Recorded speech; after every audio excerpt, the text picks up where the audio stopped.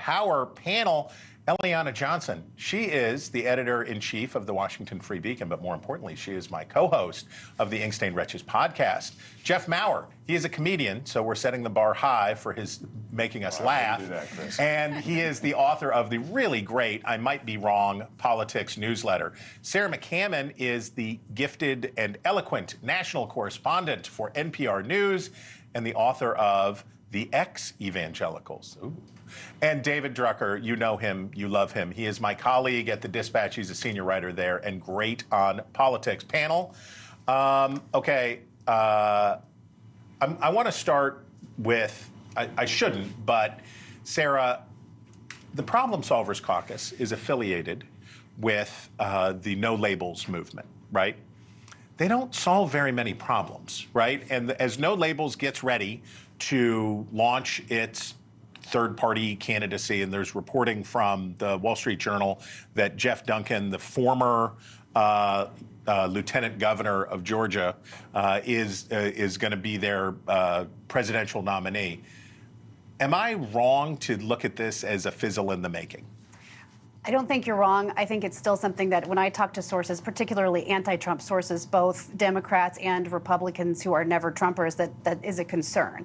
I think the fear on the part of people who don't want to see Trump reelected is that a ticket like that, while, yes, in all reality, which has almost no chance of going anywhere because of the way our system is set up and because of how late in the game this is, that nonetheless it could siphon votes away from some of those moderate voters who may not want another Donald Trump presidency, but are hesitant about Joe Biden for whatever reason. Geoff, people are the worst. I think we can stipulate that people are the worst. Every cycle we say, I don't like either of these two choices. And then both of the two choices say you have no choice but to vote for one of these mainstream parties. How do you read this? How do you approach this question? Well, I think people like the idea of a third-party candidacy in the abstract, but then when you start giving them names, they say, oh, but not that person. But not that guy. But not that guy. And I mean, look, I see No Labels may have an opportunity to hitch their wagon to the Geoff Duncan rocket. He is the lieutenant governor of Georgia. I believe former. Former. He was. I'm sorry. Let's He not is get less carried away. credentialed than I realized. Not often a stepping stone to the presidency. I'm not 100% sure he's not the guy with the funny puppets. Geoff Duncan. Wouldn't that be good? That guy would crush. If you could get Geoff Dunham, then you've got something. Geoff Duncan, I don't know. Okay, Drucker. The Libertarians have what the No Labels folks don't have, which is ballot access. Ballot lines, yeah. When I talked to RFK Jr. on Super Tuesday, he is definitely intensifying his courtship of the Libertarian Party. Democrats tell me this is a threat to Joe Biden. But when I look at it, I keep thinking this is a bigger problem for Trump. How would RFK, the Libertarian, play in the general election? Well, first we have to find out where he gets on the ballot, right? Now, they're claiming they're about to get on the ballot, the RFK Jr. campaign in Nevada. He gets on the ballot in Nevada. He could siphon votes from Trump and Biden. Right now, however, polling shows us that at least nationally, he's taking more votes away from Joe Biden than he is from Donald Trump.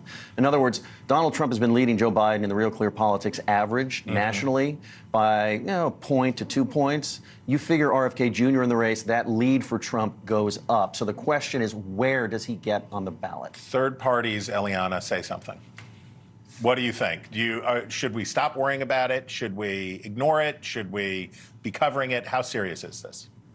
I don't think we quite know yet, but the No Labels trajectory, I think, is sort of instructive in that this started about a year ago with columns in the New York Times. I believe David Brooks wrote a column trumpeting the fact that they had raised $70 million and that this was the way to go. And then there was a retraction. He said, I can't support this.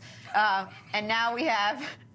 Now we have them trumpeting their selection of somebody I've never heard of, and this has to be a joke. So I asked her to say something, and she did. It's a fizzle. Okay, we got to leave it right there. Thanks for watching. Go to joinnn.com to find NewsNation on your television provider, and don't forget to click the red subscribe button below to get more of NewsNation's fact-driven, unbiased coverage.